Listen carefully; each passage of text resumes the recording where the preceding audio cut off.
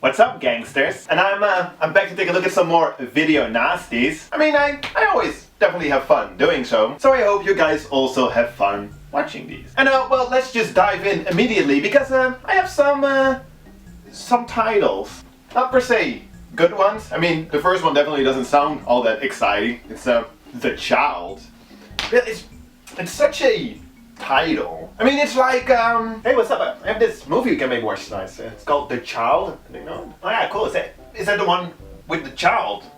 Yeah, I guess so. So, yeah, that didn't work at all. Let's just take a look.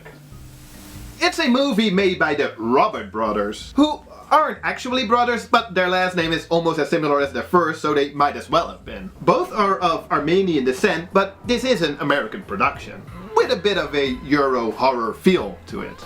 It's a weird one. We follow this girl who's about to be the new babysitter or housekeeper for this family where we meet the child. Their first encounter is so weird. I mean, what's the first thing you'd say when you meet a child? Would it be A, hello there, I'll be helping your father around the house? Or B, what's up, how do you do, fellow kid? Or C, you have very lovely hair.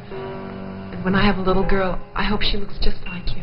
The answer shouldn't be C. Anyway, what a weird kid. Like when she's laughing when the babysitter tells her that her mother isn't around anymore. Darling, your mother isn't there. She's gone.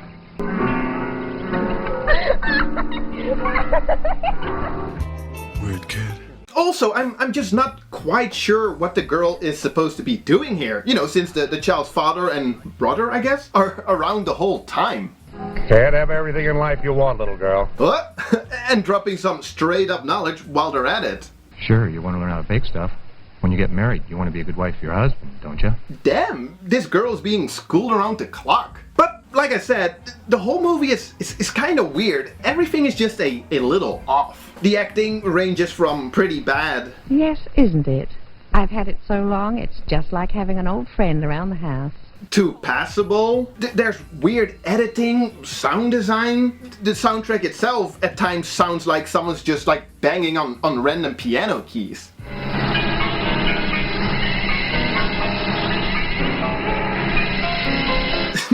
But yeah, and I haven't even told you guys what this movie is actually about. Well, the kid, she goes out at night to the cemetery to hang out with her friends. But we, the audience, we never get to see these friends. Turns out, they're zombies, I guess? And the child uses them or tells them to kill people? So out of nowhere, towards the end, it turns into a zombie movie. This does give us some pretty cool scenes, but also the most useless character during a zombie attack I've seen in a while. Oh jeez, did I get annoyed by the babysitter? All she does is just sit around screaming with her ears covered. Like, oh, what are you doing? But hey, at least the zombies have a pretty cool look to them. It's a weird one. Almost somewhat surreal even. Like I said earlier, it just kind of has this like Euro horror feel to it. You know, with its nonsensical plot and its dubbing. I don't know, it's not good. But I feel like it's one of those movies that'll grow on me over time, you know? Or not. We'll see, but what a great start. I do actually sincerely like the original poster art for this movie. It looks pretty awesome. It's also known as Zombie Child, which does give away a little more, as well as Kill and Go Hide. What is that? Is that a saying? I mean, it just doesn't sound right. Especially not with the official tagline being, let's play hide and go kill. But yeah. Next up, and well, I hope you guys are still feeling a little festive because it's Christmas Evil. Huh? Get it? It's pretty clever. I mean, sure, New Year's Evil did it as well, more or less the same time, but I believe that the director's preferred title is You Better Watch Out, which is indeed a much better title, so let's just take a look. So, if you're expecting a slasher about a deranged man dressed up as Santa going around killing people, a la Silent Night, Deadly Night, well, let's see. We start Christmas Eve 1947, where little Harry here witnesses his parents getting all sexy while the father is dressed up as Santa Claus. And well, he did not like that. So, jump to 2018, that's the present, right? And Harry is now working in a toy factory. He sort of took it upon himself to become a real Santa Claus, which includes spying on little kids to keep a record of their good or bad behavior. See, you have the bad kids like Mose Garcia. I wish I had a lifetime subscription to Penthouse magazine. Mose Garcia. Damn it, Mose Garcia. But also good kids like Susie Lovett. Although, perhaps tone it down a bit with the whole having photos of random kids in your house. Maybe in general just stop creeping up on little kids. Anyway, his intentions aren't per se bad, I think. It seems like he simply just starts to believe that he actually is Santa Claus. I mean, how could you not with such powerful glue? So when Christmas Eve comes around, he goes out delivering toys. Look how happy the employees of this children's hospital are. What a nice guy. Until you start mocking him. Well, you know, they were mocking him. But it's all good, and he soon ends up at this Christmas party that seems pretty lit, you know, with Andy Samberg on the drums here. At one point, he creeps out the kids again with another moral speech. And I'll bring you something horrible.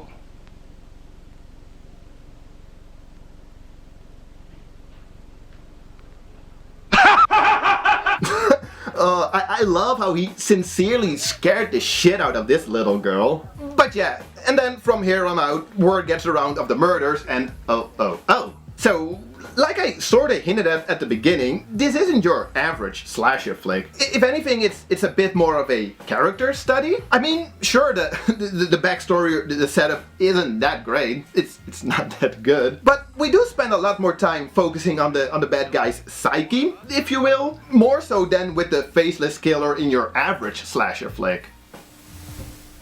So yeah, I mean, if there's one thing we've learned from this movie, it's to not have sex in front of your children while being dressed up as Santa Claus. I mean, it'll mess them up real good. But yeah, Christmas Eve though. I mean, it's okay. It has its fair share of dull moments. But you know, if you go in expecting a run-of-the-mill slasher flick, you'll probably end up being quite surprised by the fact that it does have a little more to offer than just that. If you want more classic slasher flicks, there's actually a few on this list, but that's for a later video. First, it's time for Communion. I actually mostly know this movie by its alternative title, Alice, Sweet Alice, which I actually prefer. I think it's a pretty good title. I know that the director hates it. He wished it was still called Communion, but you know how that stuff goes. But you know, whatever the title is, let's just take a look. So, we follow these two sisters, one of them being portrayed by Brooke Shields, in her very first role, who'd become widely known 2 years later with her controversial role in Pretty Baby, a movie I've covered in my latest controversial movies video. But she is not Alice. This is Alice, Sweet Alice. Plot twist, she really isn't that sweet. She actually kinda sucks. So, when her younger sister is being killed by a masked perpetrator during her communion, some people suspect Alice to be responsible. I mean, it sure doesn't help that whoever did it was wearing the exact same yellow raincoat and mask that Alice owns as well, but hey, it's a pretty iconic look, I'd say. Quite obviously inspired by Don't Look Now, but still. But yeah, I actually quite like this one. The bulk of the movie focuses on the investigation of the murder, since there's gonna be more, as well as the troubled family dynamics after the communion incident, which does add a whole layer of drama to this otherwise somewhat straightforward whodunit murder mystery. In that sense, I always thought it felt a little like an early slasher flick, you know, with the masked murderer. And this came out 2 years prior to Halloween. But at the same time, after the heydays of the Italian giallo, which it also reminded me of at times. It might feel a little dull or dated at times to some, but there's enough going on to keep your attention, like the killings, obviously, but also the very much overweight landlord who turns out to be a bit of a pervert, as well as random stuff like... Did you notice her tits? Really? Did you really just say that in reference to a 12-year-old? Although, can you believe that the actress portraying Alice was 19 at the time? That's crazy. I mean, sure, her acting or her mannerisms, they feel somewhat grown up, if that makes sense. And her voice kinda gives away that she's older, but no way would I have guessed her to be 19. Anyway, yeah, not a solidified classic by any means, but definitely worth checking out. It's Alice, Sweet Alice. I do like that title. It's funny, actually. Well, it's not per se funny, but it's interesting that this movie could have just as well been a forgotten movie. I mean, after this movie, after Brooke Shields became successful, it was basically like whenever she came out in a new movie or an ad or a commercial, they basically re-released this movie again. So in a way, you know, like Brooke Shields becoming successful definitely, you know, most likely helped this movie, you know, like finding new audience every now and then again. Like I said, I like it. It's nothing per se outstanding, but it's a pretty cool little movie. But hey, maybe the next one will be something outstanding. I mean, it's definitely a classic. It's Dawn of the Mummy. Damn it. I mean, Dawn of the Dead is actually also on this list, but since we're going through all the movies alphabetically, and since Dawn of the Dead was released in the UK as Zombie, Dawn of the Dead, it'll take a few more videos before we come to that. So, yeah, until then, I guess we'll just have to do with Dawn of the Mummy.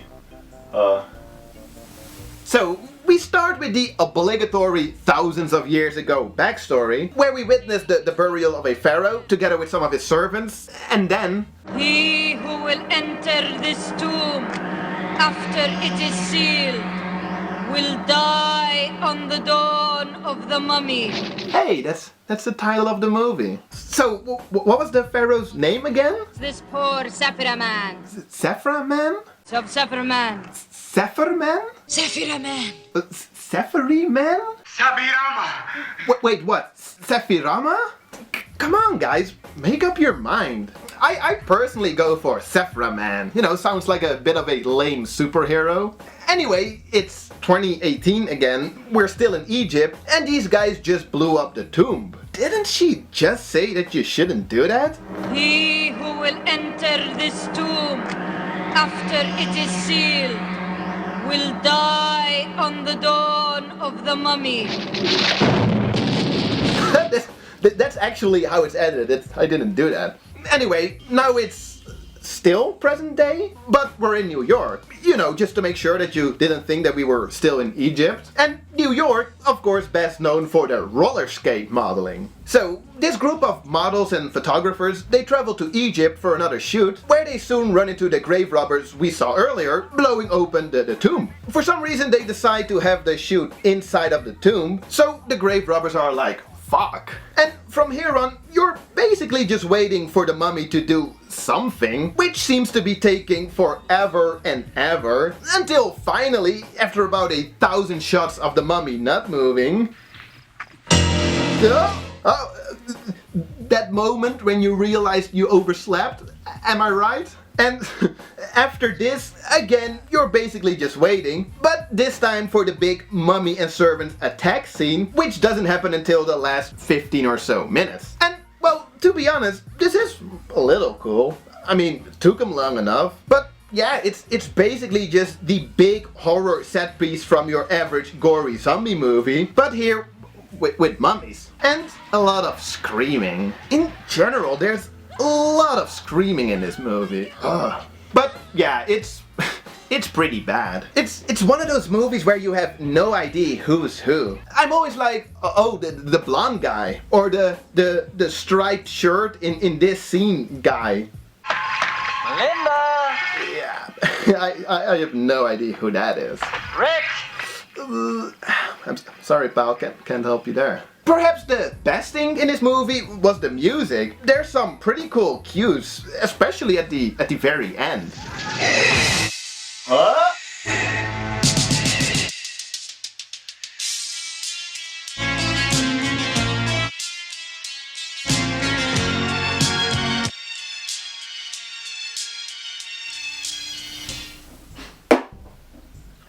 But yeah, overall, not very great. And if you're expecting at least a bit of TNA, and because, you know, it's like this cheesy 80s horror movie, you're also going to be disappointed because this movie was shot in Egypt and that was very much a no-go. So what you're left with is just a mostly dull, silly, sort of like zombie mummy movie that's it's not really worth checking out. I mean, sure, there's worse stuff in the world, like hunger and terrorism. But yeah, let's just continue to the next one, which is actually already the last one on today's list, in today's video. And well, remember from the beginning, The Child? Such a generic title, right? Well, this one goes straight to the point. It's like no effing around, it's Dead Kids. How about that? I mean, feels good, man, Googling Dead Kids to do some research on this movie. It's Dead Kids. It could literally be the title for any random slasher flick from the 80s, you know, like Dead Kids, that's what they're all about. And this movie isn't even that. So its alternative title, I guess its original title, Strange Behavior, it's much better. It's more appropriate. So yeah, let's just check out some Strange Behavior. So this here is a New Zealand movie, but mostly only because of the producer and the location it's filmed. In general, it still feels very much like just an American horror movie. So where's the Dead Kids? Oh, not so fast. First, we're being introduced to our main character, Pete. He's just your average teenager, going to school, going to parties, walking naked around his father. You know, the huge. He also needs money to pay for college applications, so one of his buddies tells him about these experiments that'll pay you some cash money. And sure, I mean, what could possibly go wrong here? Especially when the nurse reminds you of Nurse Ratched from One Flew Over the Cuckoo's Nest, who, coincidentally, or not, that actress, Louise Fletcher, also appears in this movie in a different role. But yeah, as it turns out, spoiler alert, these experiments turn the teenagers in mind-controlled killers. How about that? So, the story, which is inspired by 50s horror and sci-fi, it's pretty okay, but for me, in all honesty, that's kind of where it stops. The movie has this fun, pulpy vibe to it, but for some reason I never really got into all of it. The best part in the whole movie, for me, as well as apparently some other reviewers, was most likely the party scene. I mean, for starters, looks like a pretty high party, but then when they randomly burst out into a choreographed dance, you know it's on.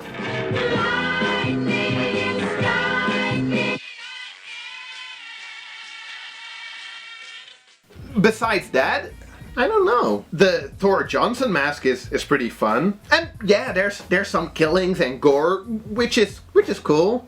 But this one scene is almost completely ruined by the editing. 11 years old and still leaves the water. I mean, it's a great scene, no doubt. But I actually, when I first saw it, I burst out laughing here, which I presume wasn't what the filmmakers had in mind. I don't know, guys. I know it's somewhat of a cult favorite with its little fan base, but it just didn't really do it for me. I thought it was mostly just a little dull and underwhelming. There's a handful of fun scenes, you know, like some of the stuff I mentioned before, as well as that one needle scene and the blood pissing scene. Can't forget about that one, of course. But all in all, I guess not really enough to keep my interest. It's not bad. I mean, I didn't even tell you guys about the backstory and how little by little you find out about, like, you put all the pieces together. And it's fun. Like I said, it's not a bad story. It's just I don't know. It's honestly just one of those things. Some people love it. But yeah, that brings us to the end of today's video, section 3 video nasties. And I actually noticed that not once did I bring up or mention or like question like why they thought these movies were so bad, you know, back in the early 80s. But I don't know, it's usually either the sex or violence or a combination of those two, or just the movie title, or just the video cover, you know? And even then it's all quite random. Imagine someone having to sit through Dawn of the Mummy. It's like, is that really that bad? I mean, anyway, I'll be back next time to take a look at some more video nasties. Until then, I guess, cheers.